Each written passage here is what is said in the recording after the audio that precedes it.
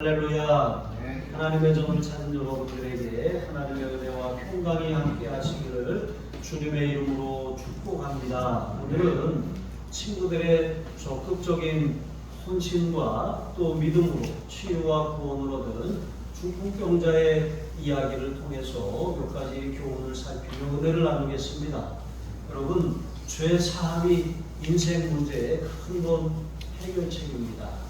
우리가 흔히 죄라고 하면 강도나 살인, 도둑질, 간음과 같은 것을 생각합니다. 그러나 여러분, 성경에서는 우리가 다른 이러한 하지 말아야 할 것을 하는 것만이 죄가 아니라 또 해야 할 것을 하지 않는 것, 예를 들면 부모를 공경하거나 이웃사랑을 실천해야 되는데 그것을 하지 않는 것도 역시 죄라고 말씀하고 있는 것이죠. 자, 그런데 이것은 이제 행위에 대한 말씀입니다.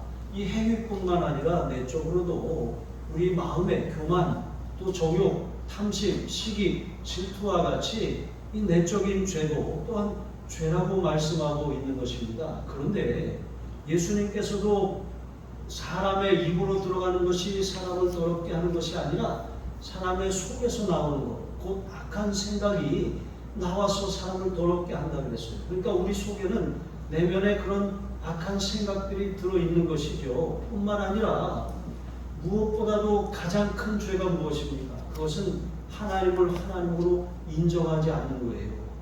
여러분, 이러한 죄는 태초에 아담으로부터 비롯되었습니다. 아담이 뱀의 유혹을 받아서 이것을 선악과를 먹는 날에는 내 눈이 밝아져서 하나님처럼 될 수 있다는 그 말에 선악과를 먹지 말라고 하는 하나님의 명령을 어기고 말았습니다. 그러니까 단지 선악과를 먹은 것이 잘못된 것이 아니라 그것을 먹으면 하나님처럼 될 수 있다라고 하는 교만이 문제인 것이죠. 하나님이 선악과를 두신 이유는 모든 것을 하나님이 사람에게 허락하셔서 다스리고 번성하고 충만하고 정복하라고 말씀하셨지만 한 가지, 피조물이라고 하는 사실을 잊지 마라.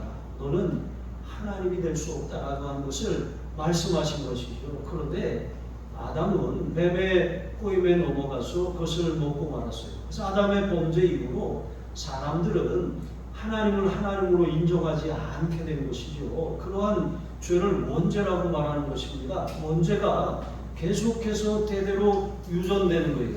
하나님의 형상대로 지음을 받아서 하나님의 형상이 나타나야 되는데 사람의 모양, 아담의 형상이 우리의 삶에 나타나기 시작한 것입니다. 그래서 그 아버지의 그 자식, 그 엄마의 그 딸, 그렇게 계속해서 죄가 유전되는 것이죠. 그 죄의 원인이 바로 원죄라고 하는 것입니다. 하나님을 하나님으로 인정하지 않으니까 하나님의 자리에 하나님이 아닌 다른 것들을 올려놔요. 피조물들을 하나님으로 섬기며 그것을 하나님처럼 여기게 되는 것이죠. 심지어는 자기 자신을 하나님의 자리에 올려놓는 것입니다. 이것이 가장 큰 교만이라고 할 수가 있는 것이죠. 자, 그래서 로마서 6장 23절은 모든 사람이 죄를 범하였음에 하나님의 영광에 이르지 못하더니 라고 말씀하십니다. 거룩하신 하나님 앞에서 우리는 분리된 것입니다. 하나님 앞에 나아갈 수 없고 죄 가운데 살게 된 것이죠. 죄는 또 다른 죄를 낳고 계속해서 죄를 더해가는 거예요. 그런데 이 죄라고 하는 것은 쌓여가게 되어 있어요. 마치 우리가 몸을 계속해서 씻지 않으면 계속해서 몸에 때가 쌓여가는 것처럼 이 죄가 쌓이는 거예요.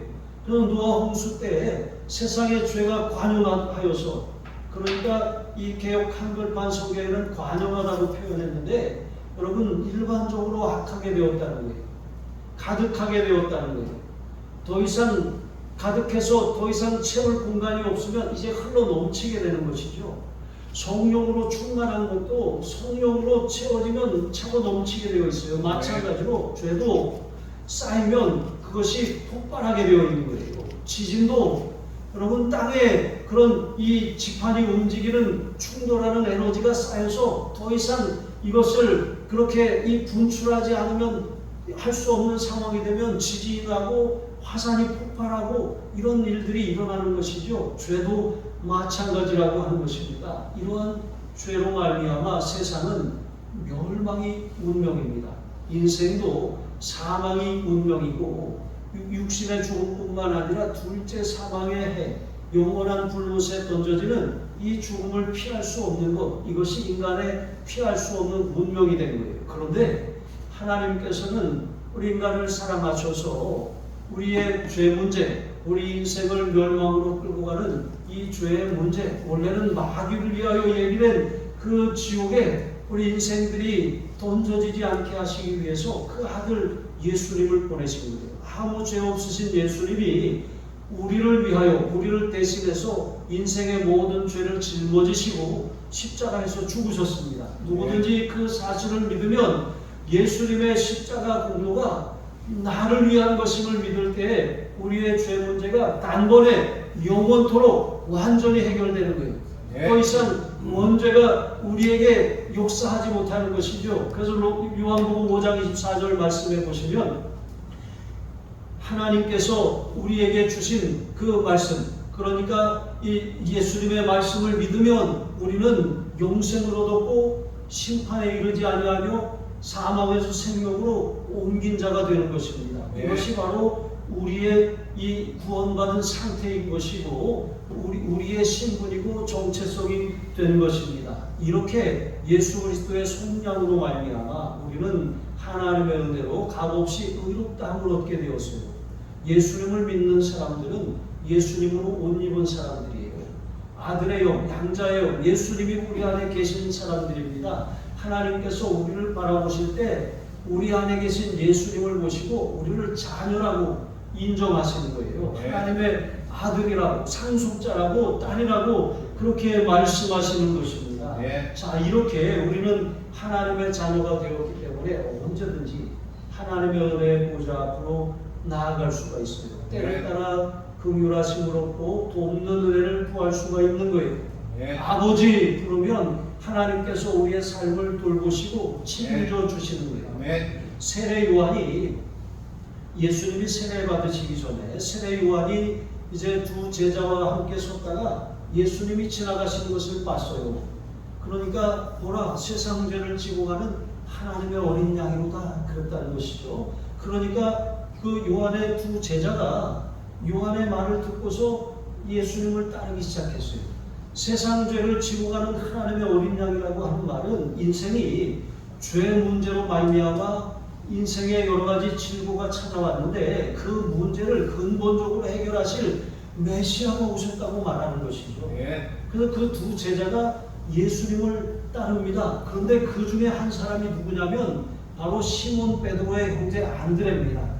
이 안드레가 예수님께로 갔어요. 가서 예수님을 내가 메시아를 만났다 하고 그 형제 시몬 베드로에게 가서 알렸어요. 그 베드로를 데리고 온 것입니다. 또 예수님께서 가시다가 빌립을 만나서 빌립에게 나를 따르라 말씀하시니까 빌립이 예수님을 따라다녔습니다.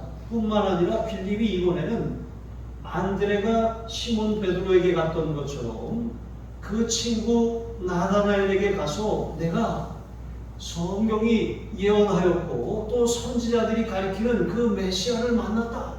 그가 나사렛 예수다. 그러니까 나다나엘이 이렇게 말합니다. 나사렛에서 무슨 선한 것이 날 수 있느냐. 나사렛 그곳에서 어떻게 메시아가 났냐. 이제 이렇게 말하는 것이죠. 그러나 여러분 이 빌립이 유명한 명언을 남겼어요. 와보라. 와보라. 와서 보라는 거예요.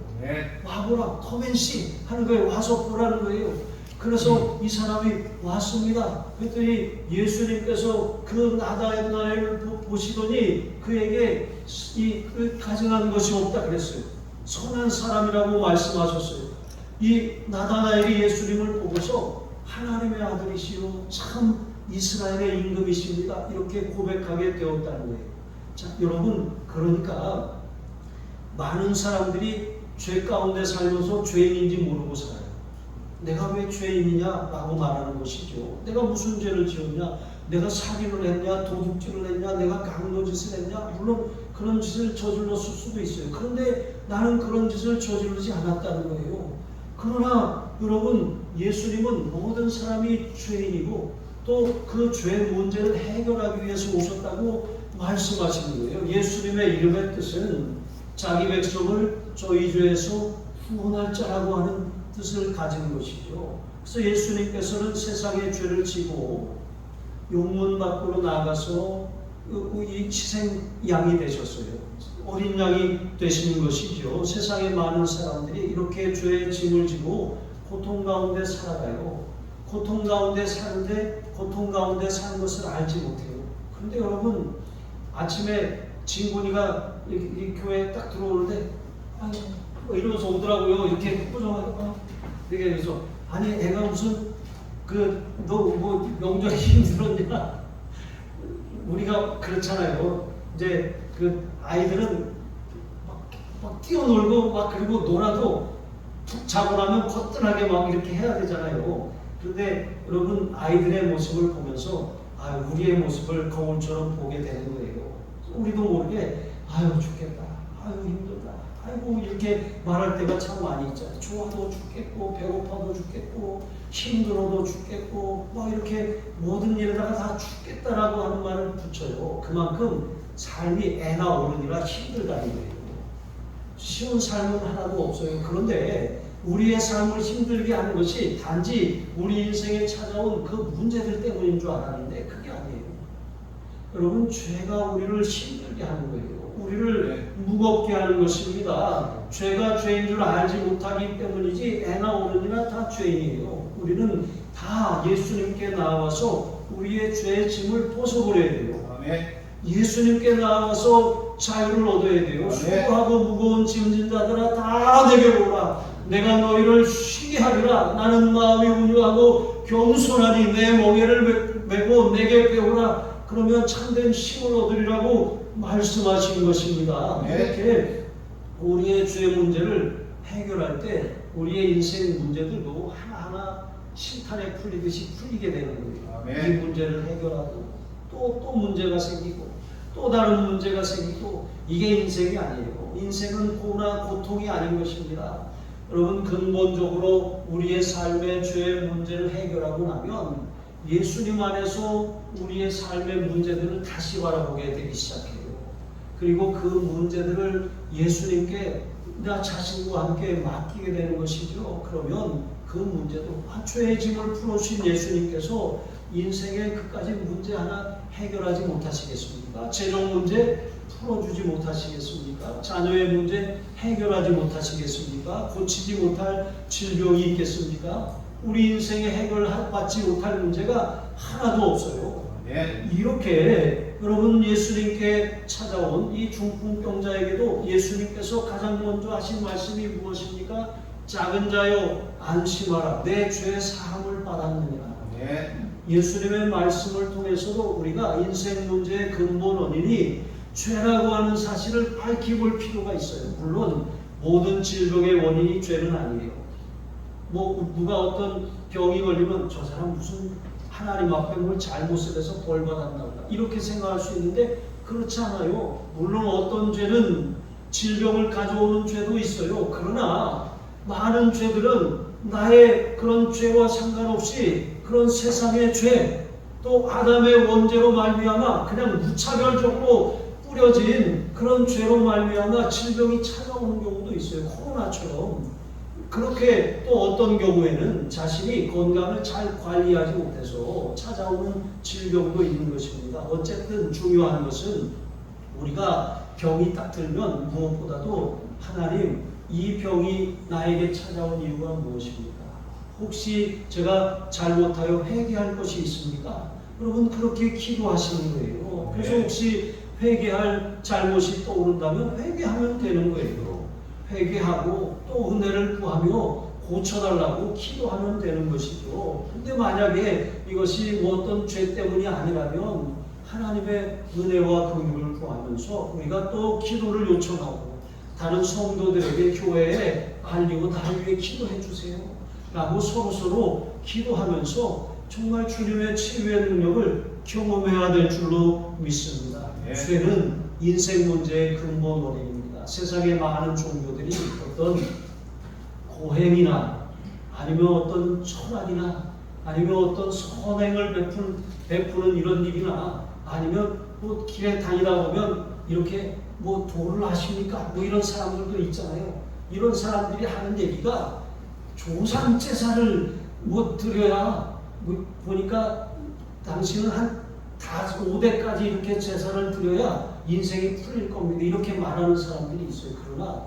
여러분 이 조상 제사를 드린다고 해서 해결되는 게 아니에요. 죄 문제는 예수님만이 해결하실 수 있습니다. 네. 예수님은 죄를 해결하시기 위해서 오신 하나님의 어린 양이십니다. 우리 인생의 죄 종노릇한 데서 해방될 길은 오직 예수뿐임을 믿으시기 바랍니다. 네. 두 번째로 우리에게 이 주님께서는 우리의 믿음이 반드시 도전과 순종으로 나아가야 한다고 말씀하십니다. 네. 이 중풍병자는 혼자 자신의 몸을 가눌 수가 없는 사람이에요. 그런데 이 사람에게는 참 곁에 좋은 사람들이 있어요. 여러분들도 좋은 이웃이 되시기 바랍니다. 네. 여러분이 여러분의 아파트에 사는 것만으로 말미암아 여러분이 사는 동, 여러분이 사는 빌라, 여러분이 사는 마을이 정말 좋은 마을이 되기를 바랍니다. 네. 우리는 참 좋은 이웃을 두어서 이런 여러분이 되시기를 바랍니다. 여기 중풍병자에게 좋은 친구들이 있었어요. 그 친구들이 예수님의 소문을 들었습니다. 이 친구를 침상채로 들고서 메고서 예수님께로 마치 법궤를 맨 제사장들처럼 그들이 이 중풍병자를 메고 예수님이 계시다라고 하는 곳으로 왔습니다. 왔는데 문제가 생겼어요. 너무 많은 사람들이 그 집에 몰려들어서 문 밖에까지 설 수가 없을 정도로 가득히 들어찬 거예요. 그런데 이 사람들이 포기하지 않았습니다. 바깥 계단을 이용해서 옥상, 지붕으로 올라갑니다. 그리고 지붕을 걷어내고 거기다가 이 지붕을 뚫고 침상째로 이 사람을 따라 내린 거예요. 한번 생각을 해보세요. 갑자기 여기 지붕이 뚫려요. 막 여기 오늘날로 말하면 드릴 같은 걸로 막 뚫는다고 생각을 해보세요.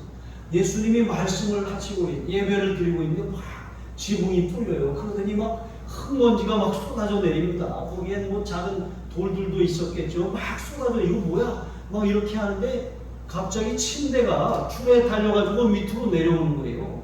이런 상황, 여러분 우리가 이런 상황을 행한다고 생각을 해보세요. 말도 안 되는 일입니다. 그런데 이 말도 안 되는 일을 이 사람들이 그 친구를 위해서 하는 거예요.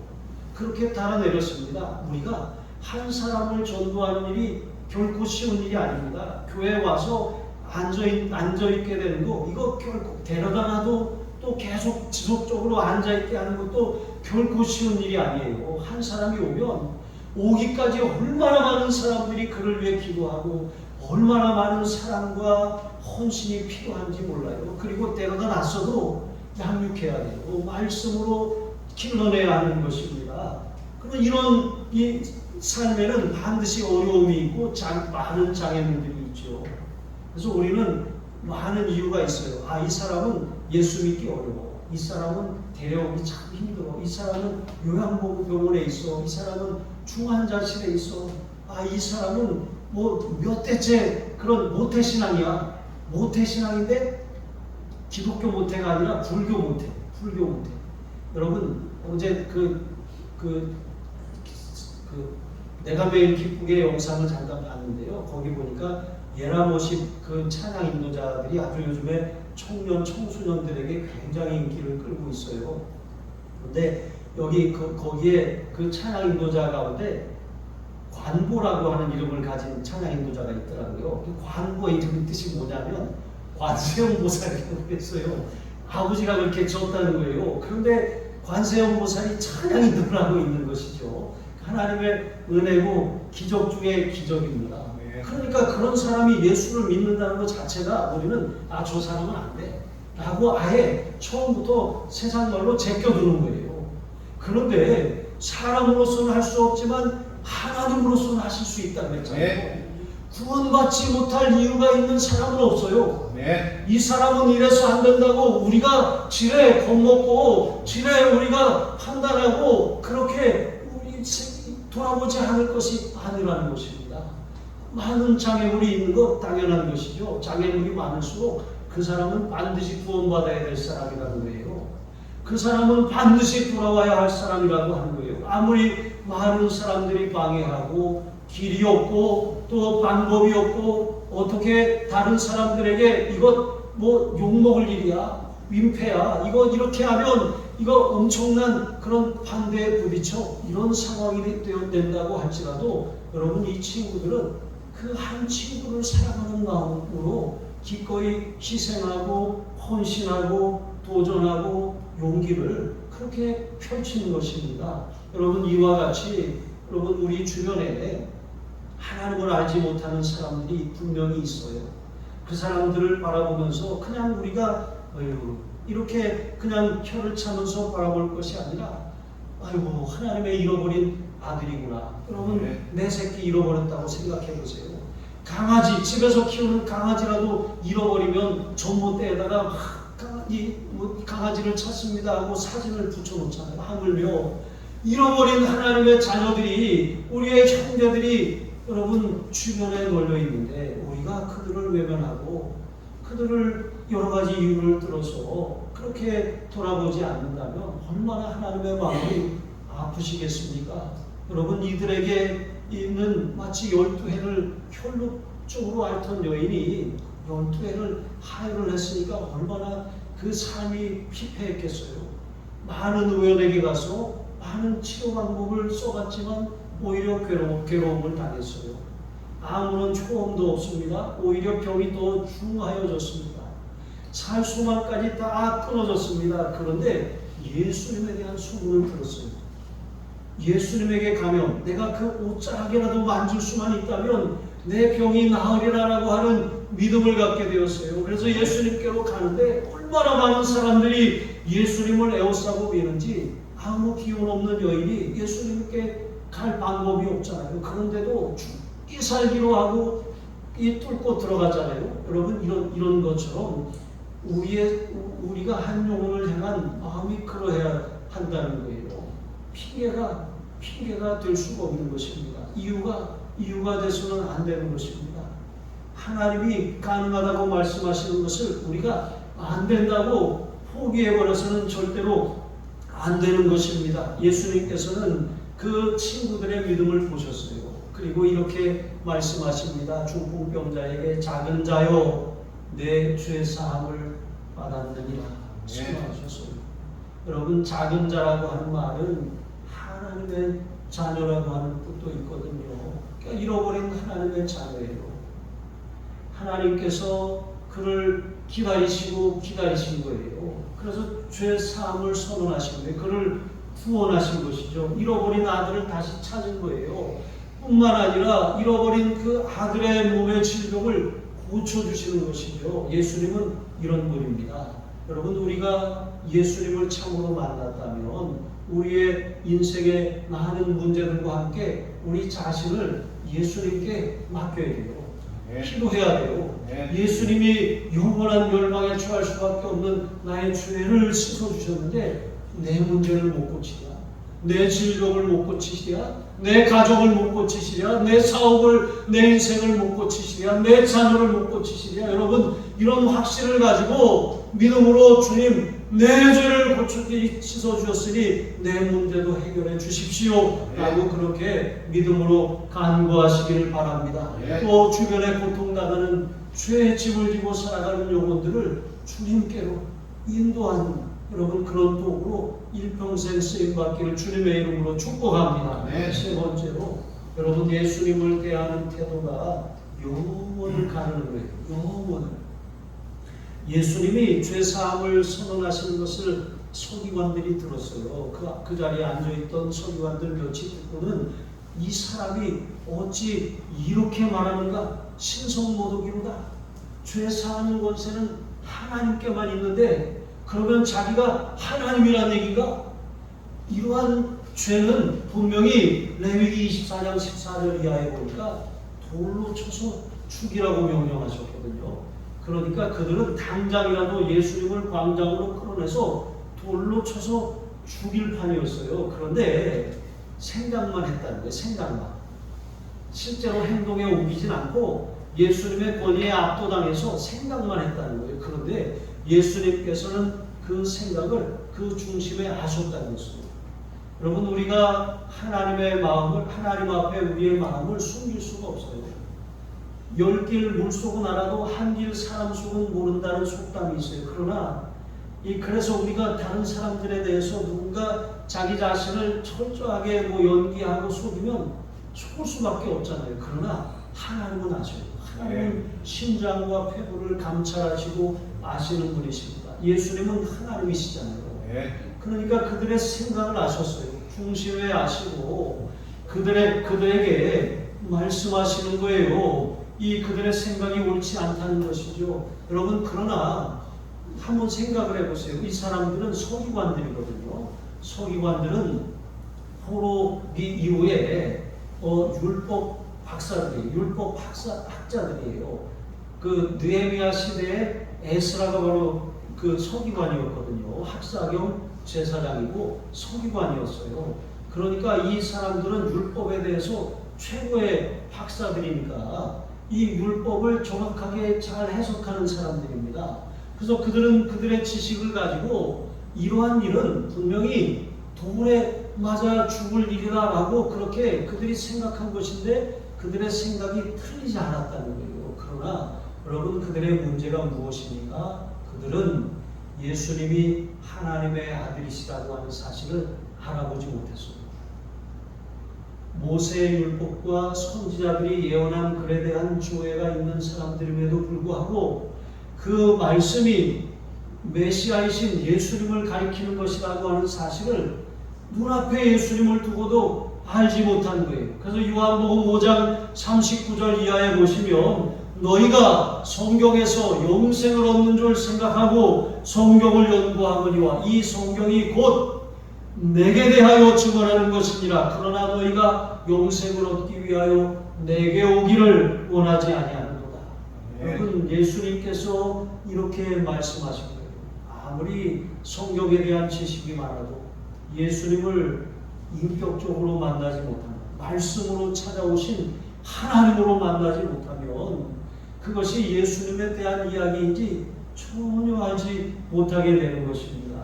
여러분, 예수님께서는 하나님의 아들이십니다. 아무 죄가 없으신 하나님의 어린 양이시죠. 예수님께서는 중풍병자에게 내 죄사함을 받았느니라 이렇게 말씀하셨는데 이 서기관들에게 이렇게 물으셨어요. 그 생각을 하시고 너희가 내가 이 중풍병자에게 내 죄사함을 받았느니라 라고 하였는데 내 죄사함을 받았느니라 하는 말과 일어나 내 침상을 들고 걸어가라 하는 말 둘 중에 어느 것이 쉽겠느냐 물으셨어요.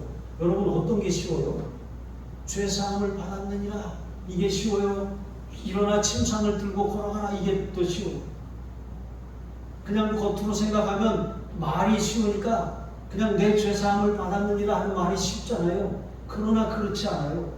죄사함을 받았느니라, 죄사하는 권세는 하나님께만 있어요. 그런데 병을 고치는 능력은 하나님이 돈 입혀주시면 병을 고칠 수 있는 것입니다.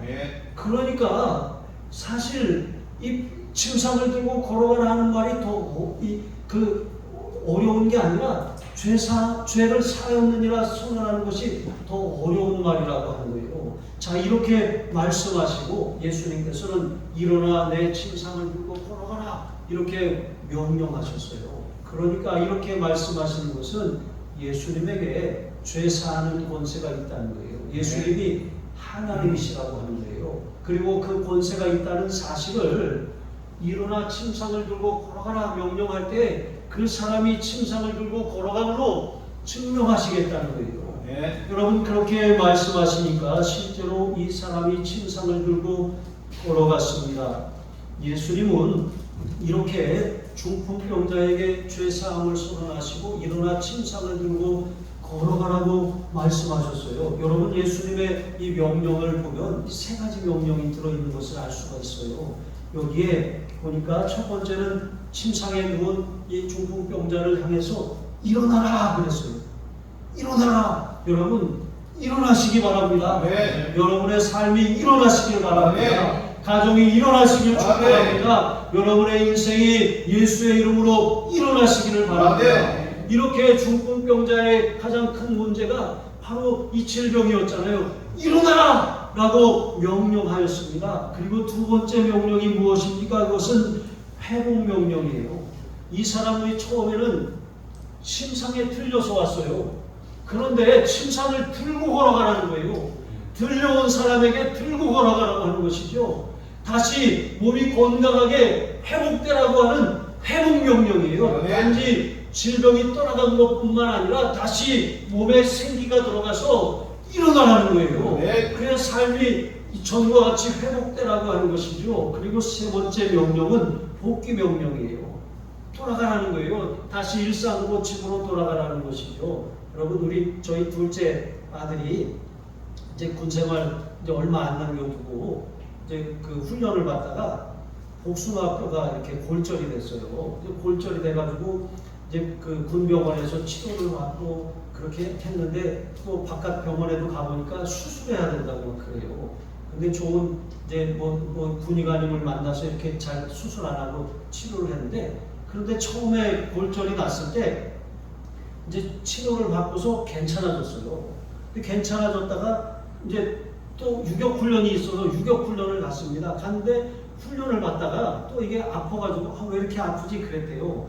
근데 그 복귀 행군을 또 군장을 메고 다시 돌아오잖아요. 근데 너무 아픈데 앞에 저기 의무대 집차가 지나가잖아요. 그 타고 싶은 마음이 굴뚝 같았대요. 그런데 참고 그렇게 갔대요.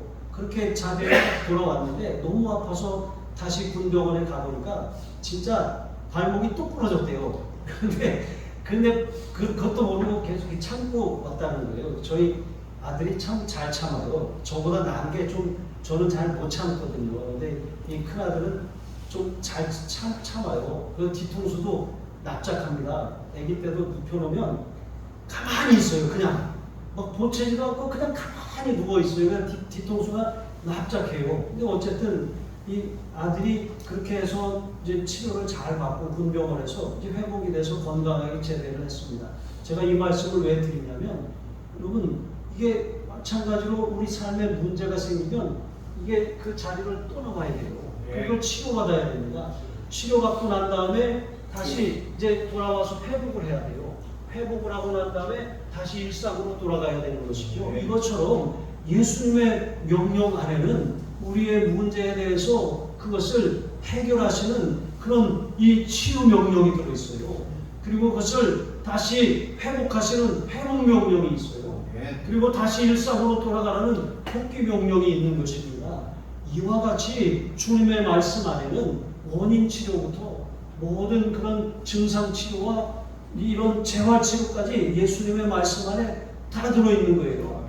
그래서 예수님의 말씀을 믿는 것이 너무나도 중요한 것입니다. 우리의 근본 문제인 죄를 해결하실 뿐만 아니라 우리의 삶의 문제들을 깨끗하게 치료하여서 제자리로 돌려놓으실 수 있는 분이 바로 예수님이십니다. 예수님이 이렇게 행하시자 거기에 앉아있던 사람들이 우리가 이런 일을 또 보지 못하였다 하고 깜짝 놀랐습니다. 이러한 일은 그러면서 하나님께 영광을 돌렸다고 하지 않았습니까? 그러니까 예수님이 하나님이 보내신 분이라고 하는 하나님의 아들이라고 하는 것을 깨닫고 하나님을 찬양하게 되었다는 거예요.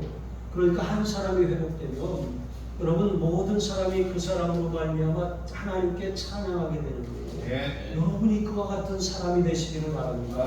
여러분이 인도하는 사람들이 바로 그와 같은 예수님의 회복의 복을 받아가지고 그 사람으로 말미암아 야 그 교회 가면 고친대, 야 그 교회 가면 해결이 된대, 야 그 교회 가면 산대. 여러분 그와 같은 증인이 되시기를 주님의 이름으로 축복합니다. 기도하시겠습니다. 하나님 아버지, 주의 짐을 지고 살아가는 영혼들을 불쌍히 여기는 마음을 우리에게 주시옵소서. 사람들을 바라볼 때 그냥 겉모습이나 외양이 아니라 하나님의 잃어버린 영혼은 아닌지 하나님의 마음으로 바라보게 하여 주옵소서. 인간을 죄에서 구원하시기 위해서 오신 예수님을 전하여 인생의 참된 자유와 안식을 얻게 하여 주옵소서. 세상에는 자기 힘으로 스스로 예수님께 나올 수 없는 중풍병자와 같은 사람들이 있습니다. 주님, 우리가 그들을 외면하지 않게 하여 주옵소서. 그들을 위해 기도하게 하시고 사랑을 실천하게 하시고 헌신하게 하여 주시고 이 친구들처럼 장애물을 뚫고 그 사람을 예수님께로 데리고 오는 그런 용기와 결단을 가지게 하여 주시옵소서. 그래서 우리처럼 생명이 파멸해서 구속되게 하시고 인자와 긍휼로 관을 씌워주시며 좋은 것으로 만족하게 하여 주시는 예수님의 풍성함을 누리게 하여 주시옵소서. 감사하며 축복하며 예수님의 이름으로 기도합니다. 아멘.